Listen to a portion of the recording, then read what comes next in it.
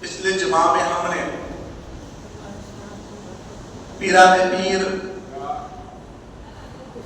غوثنا خود گنا شیخ عبدالقادر جیلانی رضی اللہ تعالیٰ کی والدین کریمین کے تعلق سے بات کی تھی کہ ان کے والدین کیسے ہوا کرتے تھے، ان کی پرہیزگاری، ان کا تقویٰ اور ان کی عبادت، ان کا ذکر و اذکار کیسے ہوا کرتے تھے، اور چند پہلو سیرت سیدنا شیخ عبدالقادر جیلانی رضی اللہ تعالیٰ عنہ کے بارے میں گفتگو کی گئی تھی۔ اسی کو وہی سلسلہ کو آگے بڑھاتے ہوئے کچھ پہلو بعض حضرات نے خواہش پر آج ان کا کچھ تذکرہ کیا جائے گا، کیونکہ یہ اللہ کے جو محبوبین ہیں، یہ اللہ کے دوست ہیں، جو اللہ کے مقرب بندے ہیں، ان کا ذکر کرنا بھی عبادت ہے، ان کا تذکرہ سننا بھی عبادت ہے۔ یہ اللہ کے ایسے مقرب بندے ہیں کہ اللہ تبارک و تعالیٰ نے قرآن مجید میں وعدہ فرمایا الا ان اولیاء اللہ لا خوف علیہم ولا هم يحزنون، خبردار ہو جاؤ، آگاہ ہو جاؤ، جو اللہ کے دوست ہیں نہ انہیں کسی چیز کا خوف ہے، نہ کبھی وہ غمگین ہوں گے۔ کہیں فرمایا یا ایھا الذین آمنوا اتقوا اللہ وکونوا مع الصادقین، اے ایمان والو سچے لوگوں کے ساتھ ہو جاؤ۔ اور ہمیں نمازوں کے اندر بار بار یہ اللہ رب العزت نے ہماری زبانوں سے کہلوایا ہے اهدنا الصراط المستقیم اهدنا الصراط المستقیم اهدنا الصراط المستقیم، اے اللہ ہمیں سیدھا راستہ چلا، ہمیں سیدھا راستہ چلا۔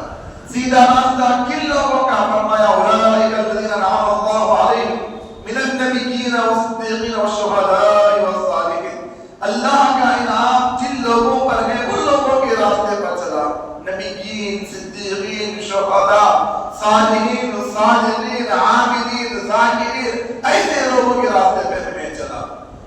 جب ہم ان نبوت قدسیہ کا تذکرہ کرتے ہیں، سنتے ہیں، تو ہمارا ایمان اور ہمارا عقیدہ مضبوط ہو جاتا ہے، اور ہم یہ طے کرتے ہیں کہ ہم ان کے زندگی کے کچھ پہلو، کچھ تعلیمات ہم زندگی میں لا کر زندگی کو سنوارنے کی کوشش کریں۔ ہمیں ذرا غوث پاک رضی اللہ تعالیٰ کے والدین کیسی تھی، ان کا تقویٰ پرہیزگاری کیسی تھی، اور جو والدین اپنے جو بچوں کو تربیت کرتے تھے، تو پہلے کے بزرگان دین اپنی اولاد کی کس طریقے سے تربیت کرتے تھے، ان کی کیسی حفاظت کرتے تھے، کیسی انہیں تعلیم دیتے تھے، وہی دیکھ کر، وہی پیش نظر رکھ کر ہم اپنے بچوں کو وہی تعلیم دیں، تاکہ ہمارے بچے ان کی زندگی سنوار سکے، ان کی آخرت بنا سکے۔ غوث پاک رضی اللہ تعالیٰ عنہ کی والدہ محترمہ جب شیخ عبدالقادر جیلانی رضی اللہ تعالیٰ عنہ اپنے شہر پر اتنا علم حاصل کر لیے، مزید علم حاصل کرنے کے لیے بغداد جانے کا ارادہ فرمائے، تو اپنے والدہ محترمہ سے اجازت دی، والدہ مجھے اجازت دیجیے کہ شہر بغداد جاؤں، وہاں پر بڑے بڑے علماء کرام ہیں، وہاں سے فیضیاب حاصل کروں اور علم حاصل کروں۔ والدہ محترمہ حالانکہ آپ کی شوہر نہیں تھے، انتقال ہو گیا تھا ابو صالح موسیٰ جنگی دوست علیہ السلام کا، مگر بچے کے اندر علم کی طرف، علم کی چاہت، مزید علم کی طرف نے آپ کو اجازت دینے پہ مجبور ہو گئے۔ آپ محی الدین کے نام سے جانے جاتے ہیں، یعنی دین کو زندہ کرنا۔ آپ کے دنیا میں آنے کا مقصد کیا ہے؟ دین کو زندہ کرنا، یعنی جس کے اندر مردگی آ گئی، جو لوگ دین کی اہمیت نہیں سمجھتے، جو دین پر نہیں چلتے، ان کے اندر دین کی سمجھ پیدا کرنا، دین کو زندہ کرنا اور انہیں دین کے مطابق گزارنے کی تعلیم دینا، یہ غوث پاک رضی اللہ تعالیٰ کا مشن تھا۔ والدہ محترمہ نے اجازت دے دی اور فرمایا کہ طریقے میں تمہیں اتنا حصہ ملتا ہے، یعنی 40 اشرفیہ ملتے ہیں، اور آپ نے تعلیم کے دوران میں تمہیں ضرورت پڑ سکتی ہے، تو لہذا آپ مجھے 40 اشرفیہ آپ کے بغل میں سی دی کہ جب ضرورت پڑی اسے نکالو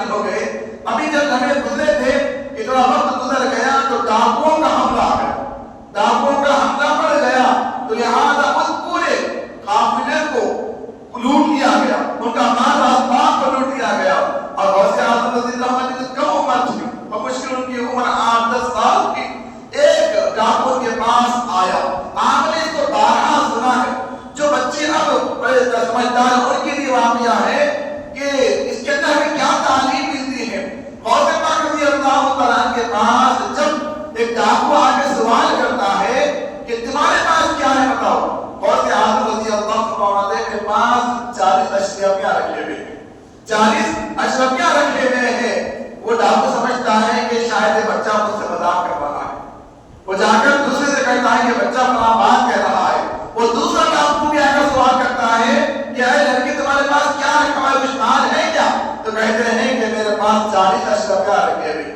وہ بھی یہی سمجھتا ہے کہ یہ مجھ سے مذاق کر رہا ہے.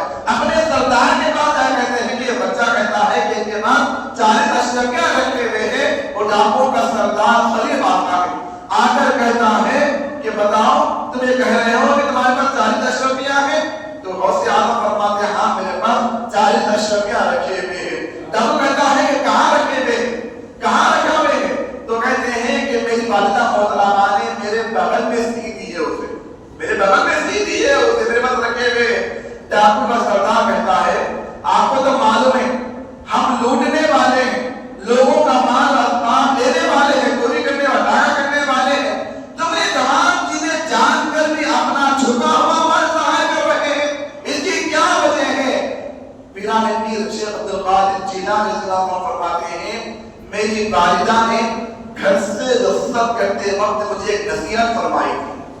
گھر سے رخصت کرتے ہوئے مجھے نصیحت فرمائی تھی کہ بیٹا زندگی کے اندر کیسا بھی مرحلہ ہو جائے, کیسی بھی مصیبت آ جائے, کیسی بھی پریشانی آ جائے, مگر زندگی میں کبھی جھوٹ نہیں بولنا, زندگی میں کبھی جھوٹ نہیں بولنا. میں نے اپنی والدہ سے وعدہ کر لیا, میں نے اپنی والدہ سے وعدہ کر لیا کہ کبھی نئی مصیبت آ جائے, مصیبت پریشانی آ جائے, میں کسی صورت میں والدہ کی بات کی خلاف ورزی نہیں کروں گا, ہمیشہ سچ بولوں گا, سچ کا دامن تھام کے رکھوں گا. بس میری والدہ کا محترمہ کا جو وعدہ تھا وہ یاد آ گیا, بس میں قائم ہو. ڈاکو سوچنے لگتا ہے ایک کم سے بچہ اپنے والدہ کا اتنا احترام کرتا ہے, کیا ہوا وعدے کی خلاف ورزی کرتا ہے. وہ سوچنے لگتا ہے ہم نے اپنے مالک و مولا سے وعدہ کیا کہ دنیا میں رہ کر ہم دین پر قائم رہیں گے, ایک دن صراط المستقیم پر چلیں گے. اس سے وعدہ کیا ہے, ہم اللہ کے نہ جانے کتنے ایسے خلاف ورزیاں کر رہے ہیں. وہ سوچ رہا ہے.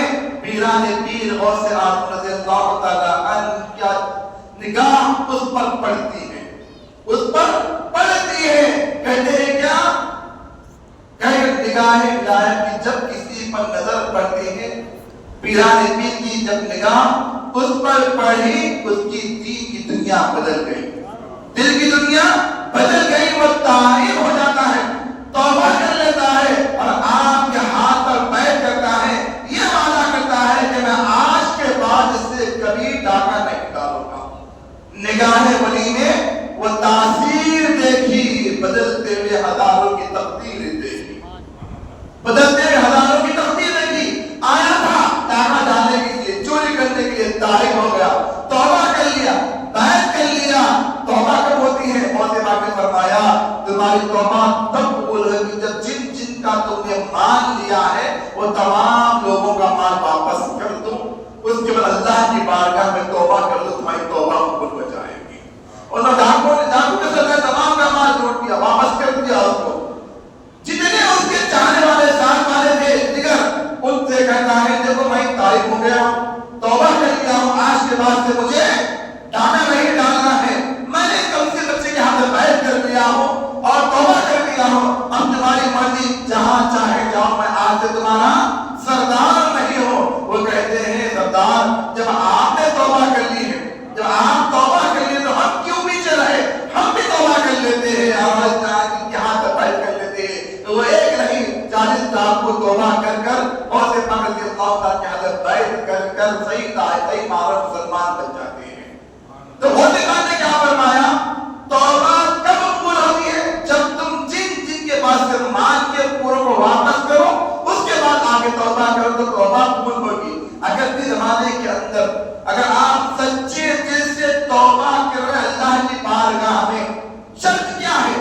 اگر آپ نے کسی کا مال دبایا تو پہلے اس کا مال واپس کرو, اس کے بعد اللہ کی بارگاہ میں توبہ کرو. کسی کو دھوکہ دیا ہے, اس کا مال کسی صورت میں کچھ بھی دھوکہ دیا ہے, پہلے اس سے معافی مانگ لو, پھر اللہ کی بارگاہ میں توبہ کر دو, توبہ قبول ہو جائے گی. اگر آپ نے کسی کو جھوٹ بولا تھا, جھوٹ بول اللہ کی بارگاہ میں دعا کرے مولا میں اسے جھوٹ بولا تو مجھے معاف کر دے, ایسا نہیں ہوگا. بلکہ آپ نے جس کو جھوٹ بولا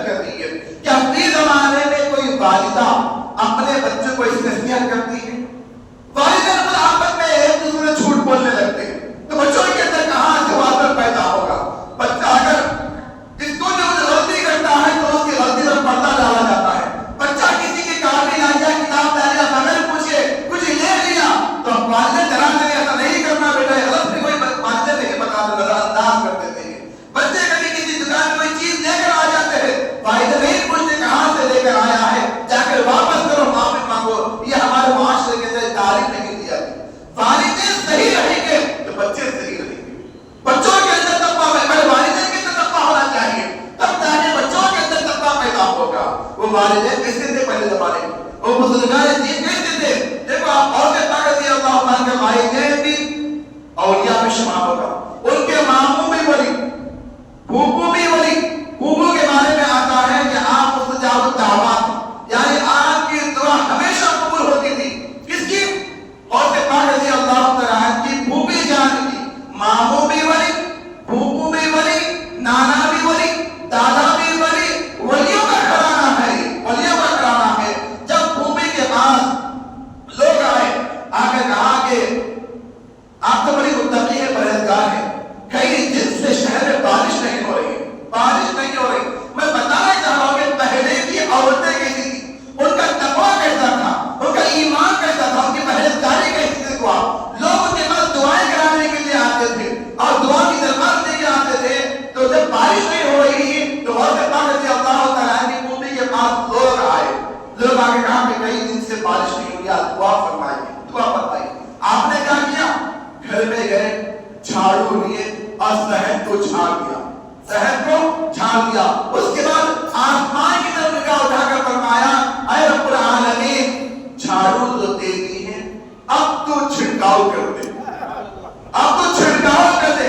इतना कहना था, मातम बारिश शुरू हो गई, मातम बारिश शुरू हो गई। लोग ठीक तरह अपने काम को लौट कर चले गए। ऐसा ही वाकया निजामुद्दीन औलिया रहमतुल्लाह अलैह का भी था। तो उनकी वालिदा मोहतरमा बड़ी मुस्तजाब दावत थी, ऐसी मुस्तजाब दावत थी कि उनकी दुआ हर दुआ कबूल होती थी। जब भी दुआ करना था तो आप क्या करती थी?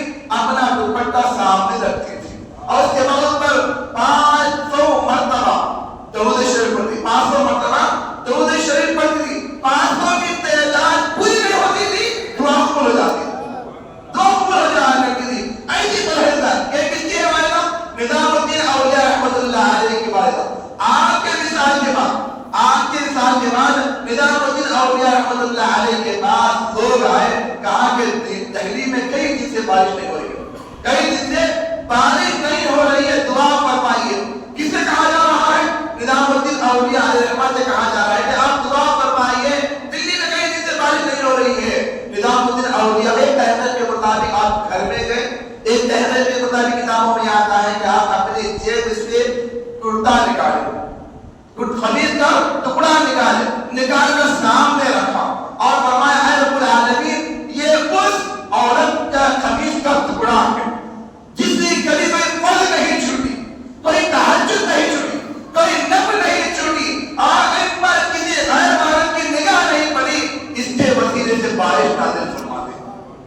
कब्र की वसीले से दुआ मांगी जा रही है, अभी दुआ खत्म नहीं होती, इतने में आसमान काला हो जाता है, बादल आते, बारिश होना शुरू हो जाती है।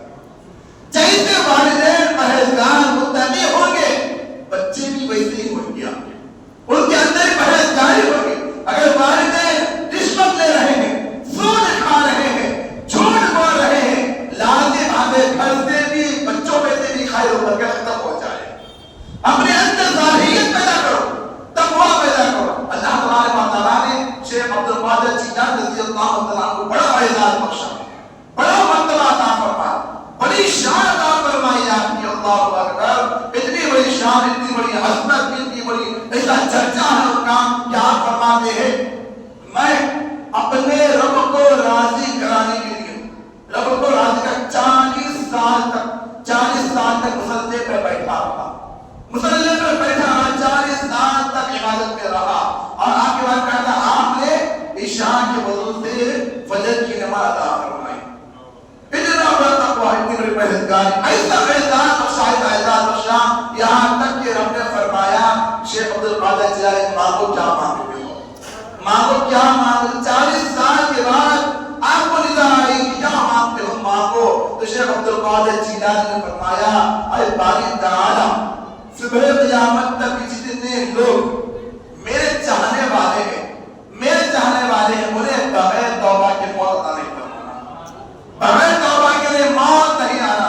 सुबह क़यामत तक जितने मेरे चाहने वाले हैं, जितने मेरे मुरीद हैं, मेरे मानने वाले हैं, सुबह क़यामत तक के जितने आने वाले हैं, बगैर तौबा के उन्हें मौत नहीं आना, मौत नहीं आना। या ये चाहने वाला होता है, वो उसे मरने से पहले तौबा नसीब हो जाती है। शेख अब्दुल कादिर जिलानी रज़ियल्लाहु तआला वो एजाज़ बख्शा, आपकी इतनी करामतें हैं, शायद किसी वली की नहीं, किसी वली की नहीं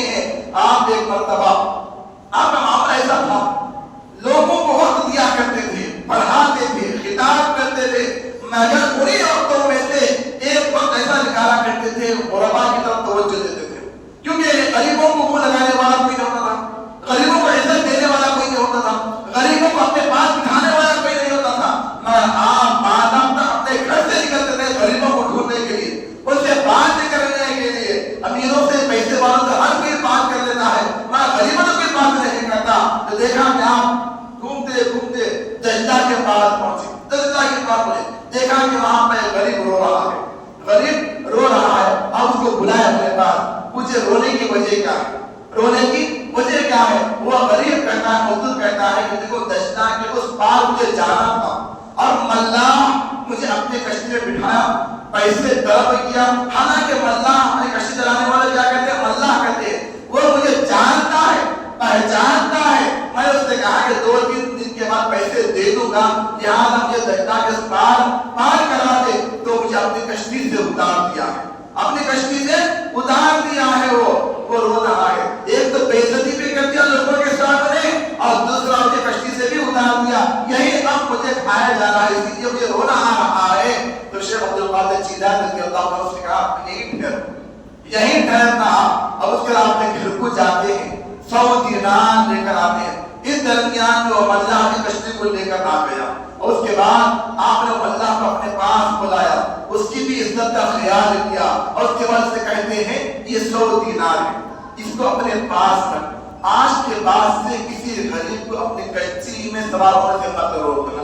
عبدالقادر اس کا کرایہ لے رہا ہے، جب یہ کرایہ ختم ہو جائے پھر دوبارہ میرے پاس آنا اور میرے طلب کرنا، میں تجھے عنایت کروں گا، مگر کسی غریب کو اپنی کشتی میں سوار ہونے سے مت روکنا، برابر سوارنا اور اس کی ضرورت کو پوری کرنا۔ یہ تعلیم دیکھے بہت سے تک اپنے گھر کو لوٹ کر آتی ہے۔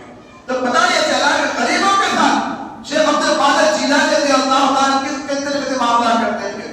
اور امیر کہتا ہے کہ ہر کوئی چاہتا تھا، ایک مرتبہ آپ ایک شہر میں خطاب کرنے کے لیے جا رہے تھے، اور شہر کے بڑے بڑے رؤسا رئیس لوگ ہر ایک کی خواہش تھی کہ محبوب سبحانی میرے گھر میں قیام کرے، میں ان کی دعوت کروں، میں ان کی دعوت کروں۔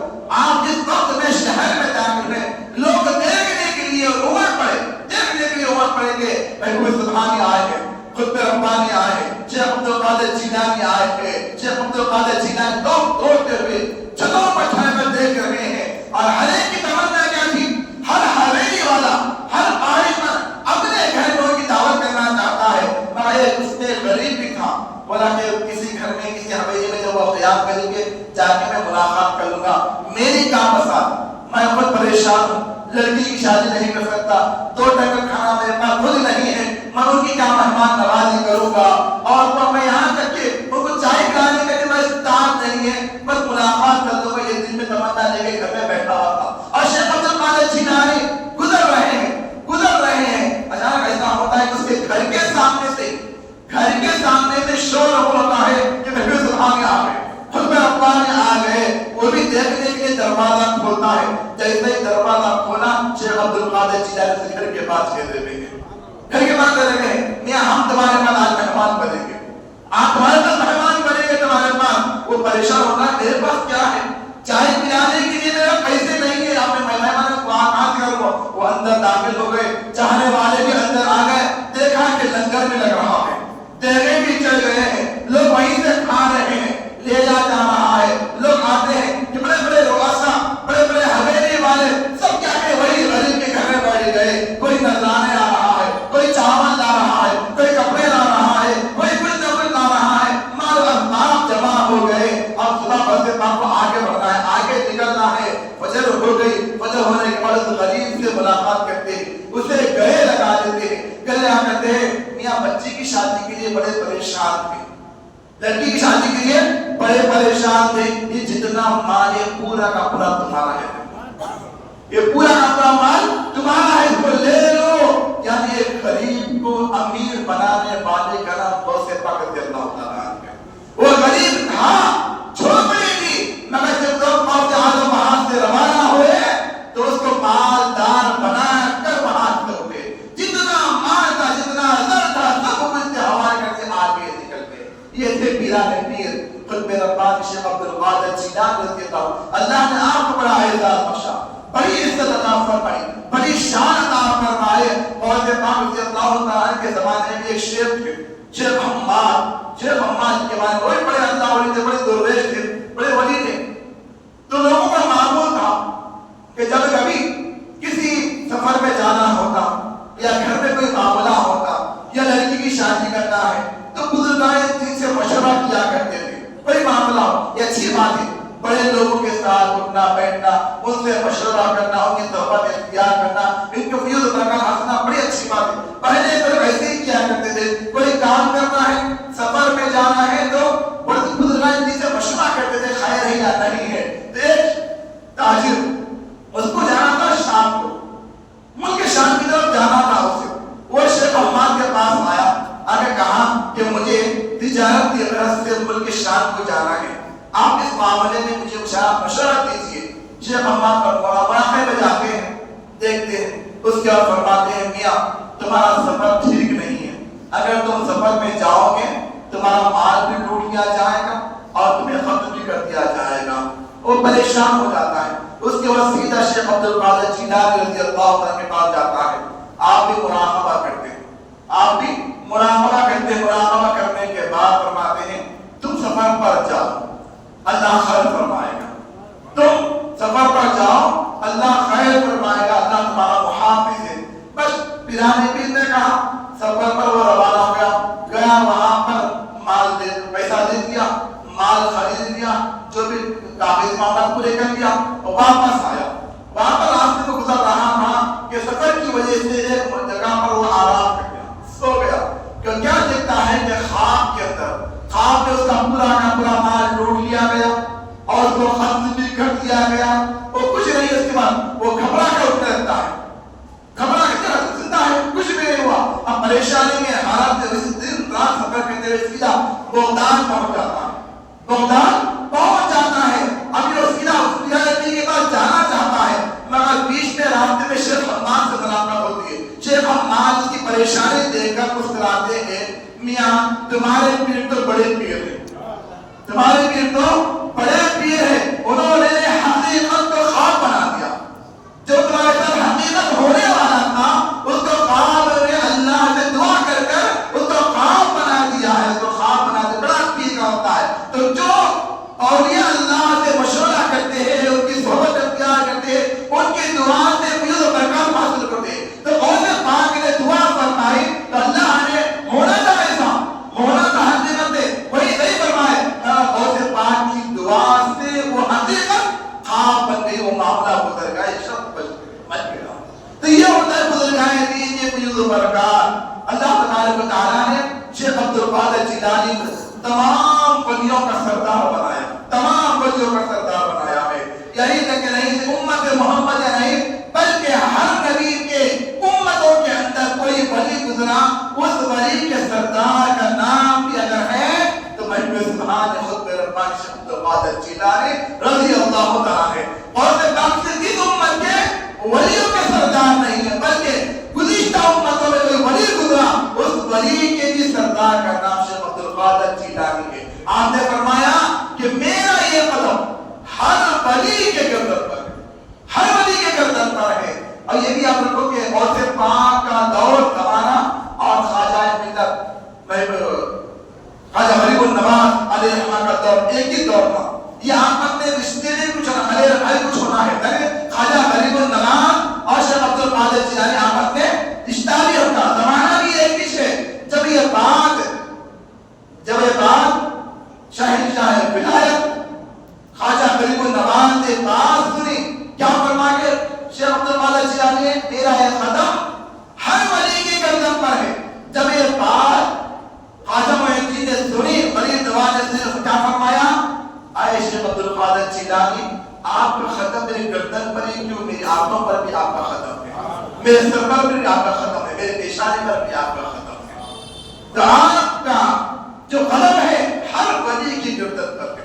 جتنے ولی گزرے ہیں ان تمام ولیوں کی گردنوں پر آپ کا قدم ہے. تو شیخ عبد القادر جیلانی رضی اللہ تعالیٰ نے علم دیا، معرفت دیا، حقیقت دیا، علم لدنی عطا فرمایا، طریقت کا علم دیا. علم ظاہر بھی ہے، آپ مفسر تھے، محدث تھے، مفتی تھے، سب کچھ تھے. آپ آگے سے علوم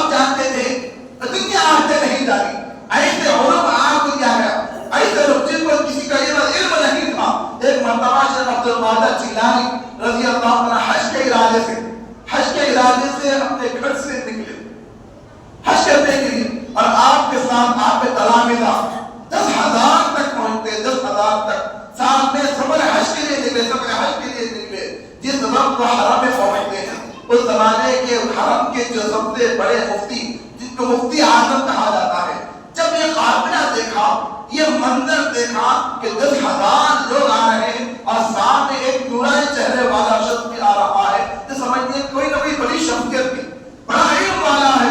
لہذا علم والے کیا ہوتے ہیں؟ ایک دوسرے سے علمی کلام کرتے ہیں، ایک دوسرے کے علم کو منتقل کرتے ہیں، ایک دوسرے سے سوال جواب کرتے ہیں، تاکہ جو ان کے پاس ہے ہمارے پاس آ جائے، جو ہمارے پاس ہے وہ ان کے پاس چلا جائے۔ یہ سوچ اور گفتگو کرنے کے لیے مفتی اعظم ان سے پڑھتے ہیں، بڑے آپ علم والے معلوم ہوتے ہیں، آپ کے اتنے شاگرد نظر آ رہے ہیں، چلو تھوڑی دیر ہم بیٹھ کر علمی گفتگو کر لیں گے۔ کسے فرمایا جا رہا ہے؟ شیخ عبد القادر جیلانی رضی اللہ تعالیٰ عنہ سے فرمایا جا رہا ہے، تھوڑی دیر بیٹھ کر کیا کریں گے ہم؟ ایسی والی گفتگو نہیں، بلکہ علمی گفتگو کے لیے بیٹھیں گے، کچھ باتیں کر لیں گے، علم کے حدیث کی فقہ کی باتیں کر لیں گے۔ شیخ عبد القادر جیلانی رضی اللہ عنہ فرماتے ہیں ٹھیک ہے بات کر لیں گے، میرا ایک سوال کا جواب دے دو۔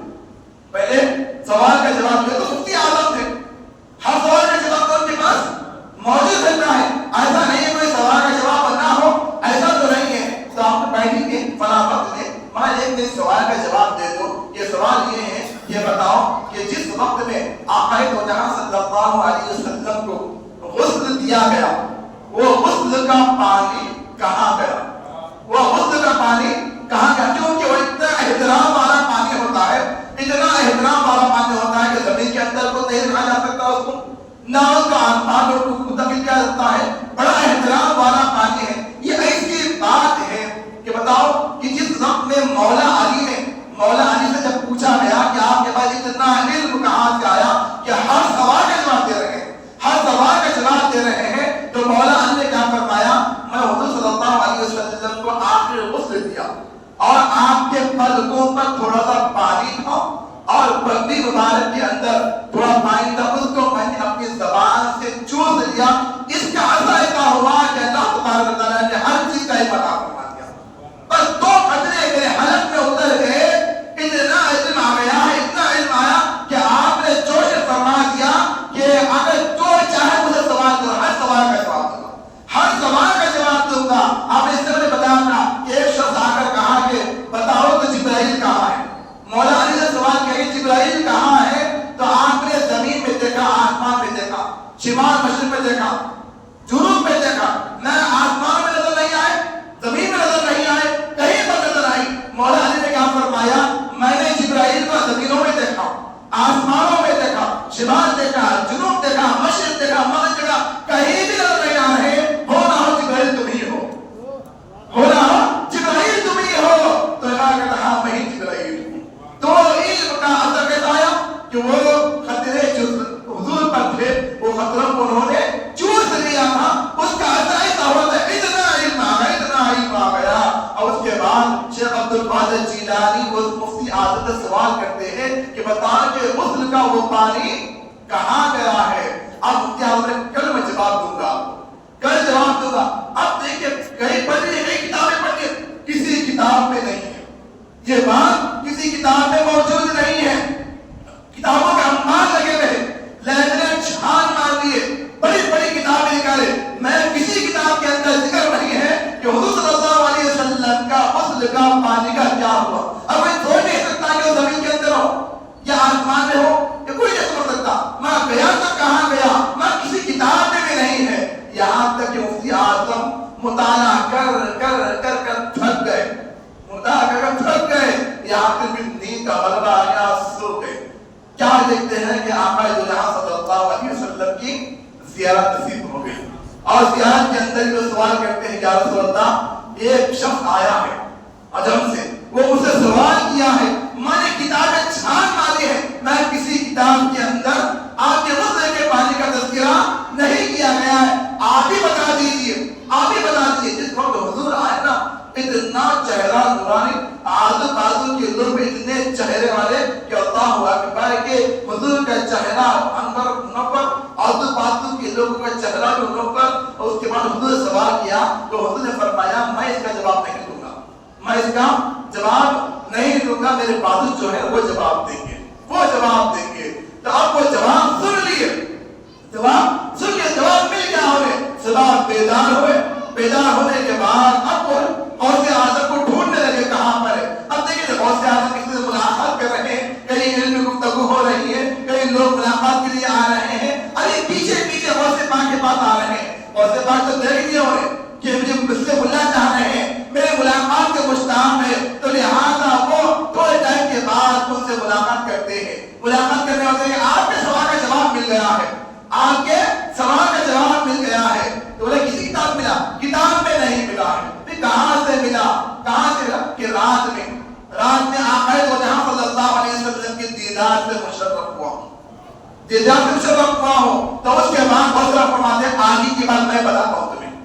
جب آپ خواب دیکھ رہے تھے تو حضور نے تو جواب نہیں دیا, میں حضور کے بعد جو شخص آیا تھا اس نے کیا بتایا ہمارا آپ کو کہ جس وقت حضور صلی اللہ علیہ وسلم کا غسل کا پانی غسل دیا گیا, اس پانی کا حکم دیا گیا کہ وہ آسمان میں بادل کی مانند بن جائے, بادل کے مانند بن جائے. اور اس کو بادل کہا گیا دنیا بھر کے اندر ان قطرات کو ڈالا جائے. جہاں جہاں یہ غسل کا قطرے کا پانی گرے گا وہاں پر ایک مسجد تعمیر ہوگی, وہاں پر ایک مسجد تعمیر ہوگی. اور یہ جتنے مسجدیں ہیں قیامت کے قریب میں ان تمام مسجدوں کو اٹھا لیا جائے گا اور جنت کا گنبد بنا دیا جائے گا, جنت کا گنبد بنا دیا جائے گا. اور مفتی اعظم پریشان کہ آپ میرا خواب بیان کر رہے ہیں, میرا خواب بیان کر رہے ہیں, کی وجہ کیا ہے؟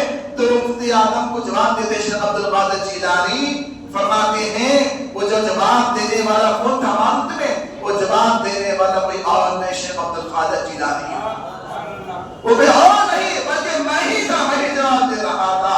جب وہ مان گیا کہ ایک علم ایسا بھی ہوتا ہے جو کتابوں میں موجود نہیں ہوتا ہے, یہ علم اور سینہ مسئلہ ایک دوسرے کے اندر منتقل ہوتا ہے. تو غوث پاک رضی اللہ تعالیٰ کو وہ عزت, وہ شان ہے. پیران پیر کی کیا بات ہے, اللہ اکبر. بتاؤں کہ آپ کو ایک واقعہ آپ کو بتاتا ہوں. لوگ تو آج ولیوں کی ان کی عظمت گھٹانے کے لیے اور ان سے دور رہنے کے لیے, ان کی بارگاہوں سے دور ہونے کے لیے مہم چلاتے ہیں.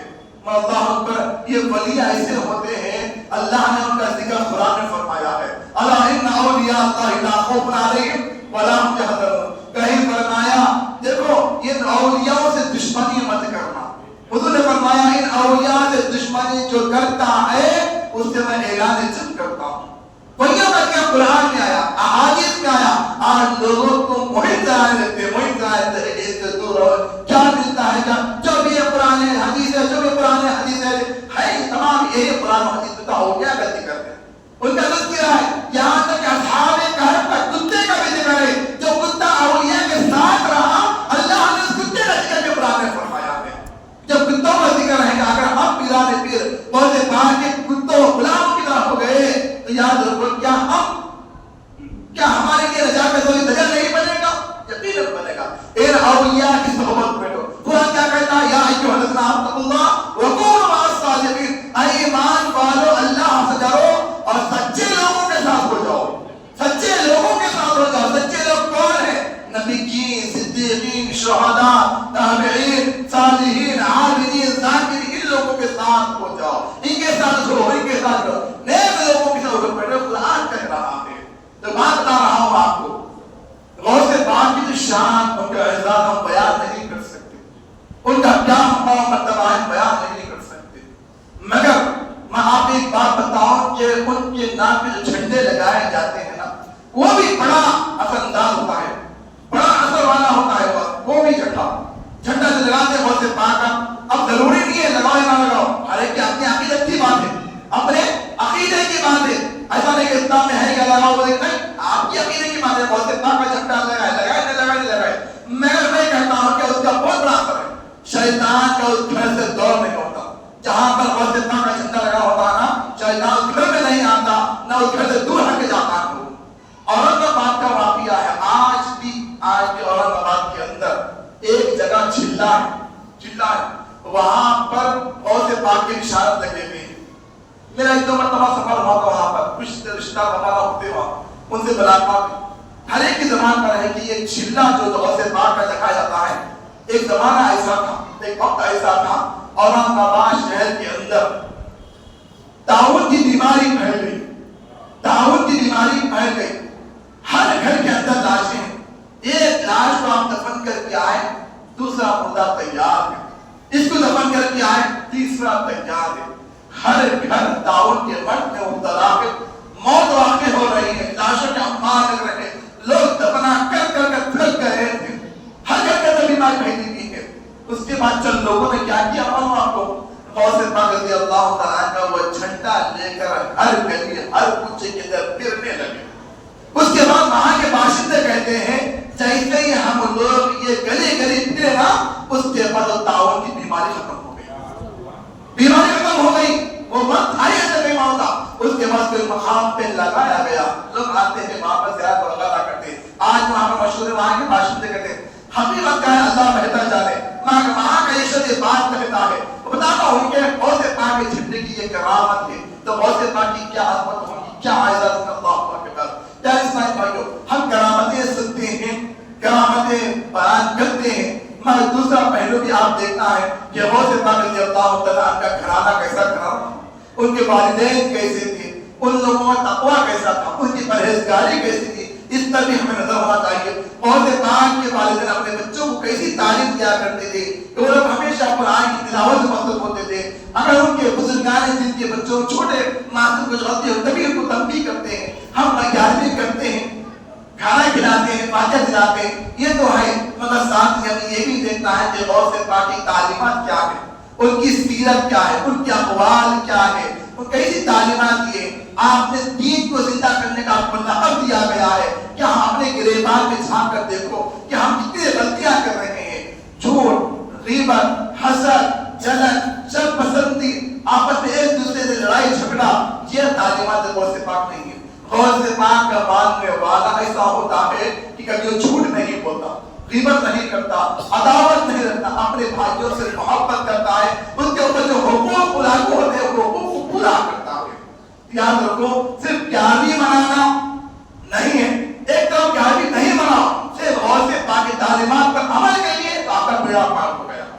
یہ بات سمجھو، گیارہویں منا لیں گے تو بیڑا پار ہوگا نہیں، ایک دم نہیں کرنا کوئی بات نہیں، یہ آپ چاہنے والے غوث پاک کی، ان کی تعلیمات ہیں، ان کے اقوال ہیں، یہ ان کی سیرت ہے، میں اپنی زندگی میں لاؤں گا، میں قاضی ہوں بس خواجہ عبد القادر کی تعلیمات کو لاؤں گا، اگر ایسا کر لیے آپ کی گیارہویں بھی ہو گئی، آپ کی دنیا بھی تمہاری بھی آخرت کی سمجھ گئی۔